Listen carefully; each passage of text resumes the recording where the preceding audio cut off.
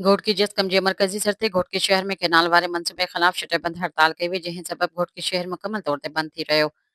सिंध दरिया मां 6 नवां केनाल कढण वारे मंसूबे ख़िलाफ़ जिस्कम जे मरकज़ी सर ते ॿियनि शहरनि जियां घोटकी में बि शटरबंद हड़ताल कई वई, जंहिं दौरान शाही बाज़ार, लेडीज़ मार्केट, असमतुल्ला मार्केट, ग़ुलाम मंडी, स्टेशन रोड, माथेलो चौक ऐं मोबाइल मार्केट समेत शहरनि जे समूरियूं मार्केटूं बंदि रहियूं। होॾां जिस्कम अॻवान महबूब घोटो, हबीबुल्ला घोटो, कामरेड अकरम थहीम, सनाउल्ला कुलेरी, GM घोटो ऐं ॿियनि जे अॻवाननि में पीपल चौक खां प्रेस क्लब ताईं केनाल वारे मंसूबे ख़िलाफ़ रैली कढी वई। इन मौक़े ते अॻवाननि जो चवणु हो त शटरबंद हड़ताल खे कामयाब करे अवाम साबित कयो आहे त सिंधु मथां केनाल क़बूल न आहिनि।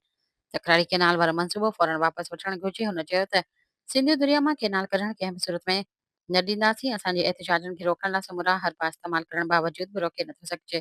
फ़ैसिलो वापसि वठण खां सवाइ ॿियो को बि रस्तो नाहे। हुननि सिंध दरिया मथां केनाल ठाहिण वारे मंसूबे खे फौरी वापसि वठण जो मुतालबो कयो। सब्सक्राइब कयो अवामी न्यूज़ HD खे ऐं ताज़ा तरीन ख़बरुनि लाइ ॾिसंदा रहो अवामी न्यूज़ HD।